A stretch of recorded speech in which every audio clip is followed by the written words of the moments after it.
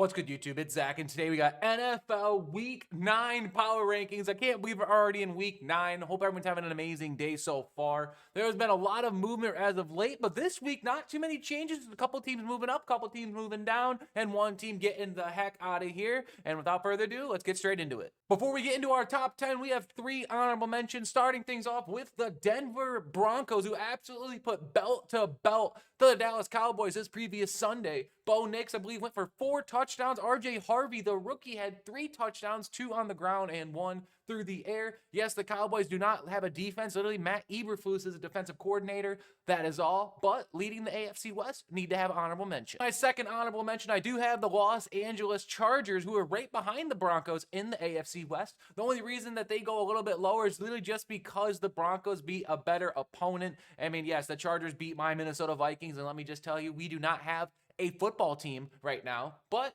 the Chargers got to give them all the credits in the world, and if they keep getting healthy on that offensive line and maybe get Amari and Hampton back, they're going to be right back into the top 10 in no time. And the final honorable mention, the first time they're making an appearance this season, we have the Houston Texans, who started out really slow, but are starting to turn things up as of late. They get an honorable mention just because of their defense, only allowing 14.7 points per game. In this day and age, that is absolutely impressive, and their offense is finally starting to come around. They have a spark at running back with Woody Marks, and CJ Stroud is starting to turn it up in year 3. Texans might be able to make the top 10 if they're able to keep it going. Another quick note, there's no AFC North teams on this power ranking. Shout out to the Pittsburgh Steelers for failing me. And at number 10, we have the Seattle Seahawks, who are on the bye, but just kind of like the Texans, they have a really good defense, but I do 100% believe in the Seahawks offense more than the Houston Texans just because of one person, Jackson Smith-Njigba. That is all. Seahawks coming in at number 10. The number 9 spot, welcome back to the power ranking top 10. We have the Buffalo Bills, who defeated a formidable opponent in the Carolina Panthers, who did not have Bryce Young, which definitely has a little bit of an asterisk to it, but Bills fans do not care. The only reason they're at number 9 is because they did lose Ed Oliver, so their really bad defense just got even worse, but I 100% believe in Josh Allen and James Cook to carry this offense to relevance. Bills coming in at number 9. Number 8 spot, we have the Tampa Bay Buccaneers, who defeated the Saints, I guess. I mean, there was a game on Sunday where it was 23-3, and they're kind of down here for the same reason. Mike Evans broke his collarbone in his return. Some were even questioning if he should even come back, but I mean, this guy could have been Mike Evans' last game as a pro. Maybe he'll come back in the playoffs, but for fantasy football purposes, I do believe he is done for the season. Baker Mayfield had a kind of a mid-game. I mean, he just game managed his way to a victory. It's all you have to do against the Saints. And Buccaneers coming in at number 8. Coming in at the number 7 spot, we have the referees, a.k.a. the Philadelphia Eagles. If you guys did not see all the missed calls in that game against the Giants, yes, the Eagles probably still would have defeated the Giants, but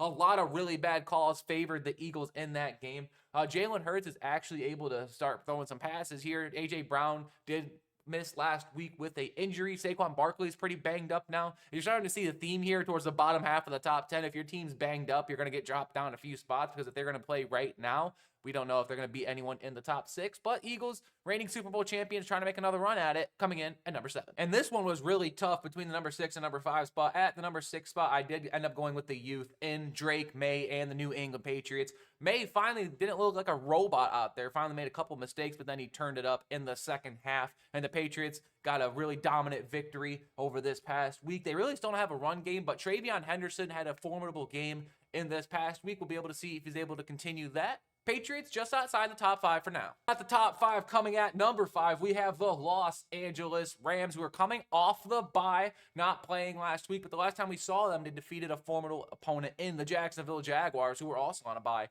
this past week, where Matthew Stafford, I believe, went 180 yards and 5 touchdowns in London. Absolutely diabolical. Puka Nacua is making his return. I believe they're playing the Saints this upcoming week. Might be the easy pick'em of the week, but Rams coming in at number 5. Coming at the number 4 spot for the first time in a while, welcome back to the top 4. We have the Kansas City Chiefs, who absolutely destroyed Marcus Mariota and the Washington Commanders on Monday Night Football. Patrick Mahomes is right now the favorite to win MVP, and for good reason. But there's one person up in the earlier power rankings where I want to give an honorable mention to. This Chiefs defense is 100% legit. Coach Spags really got those guys working hard out there. And I believe Travis Kelce is 1 total touchdown away from breaking the Kansas City Chiefs all-time record. He's probably going to look to do it next Sunday, so make sure you have a touchdown parlay in for Travis Kelce. The Chiefs come in at number 4. And at number 3, we have the Green Bay Packers, who are 5-1-1, and they're somehow just still winning football games. Jordan Love at the age of 27. You're going to hear 27 a lot this year. Brett Favre, Aaron Rodgers, Jordan Love, who I don't believe he's turned 27 yet. His birthday's coming up in like a month.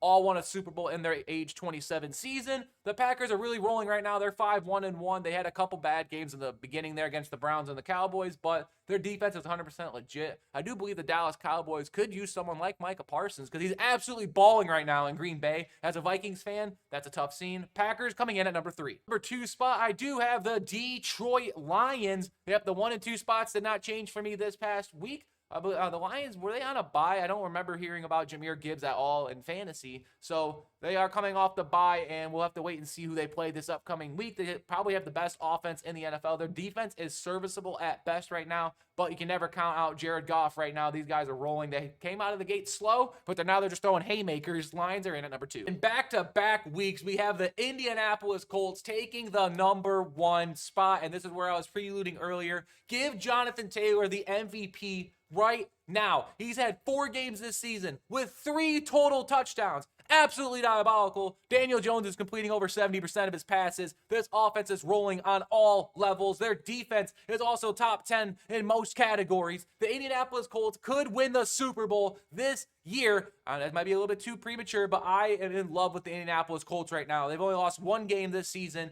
and we'll see if the Colts are going to be able to hang on to this number 1 spot. That's all I have for you today. If you guys think my power rankings were spot on, let me know in the comment section below. Did I overrate or underrate at certain teams? Should the Cleveland Browns be in the top 10? I don't think so. But other than that, I will see you guys tomorrow for NFL Week 9 predictions with my guy, the Cringy Gamer. I am starting to pull away. Will he make a comeback? Find out tomorrow. Other than that, it's been Zach. I'll see you tomorrow.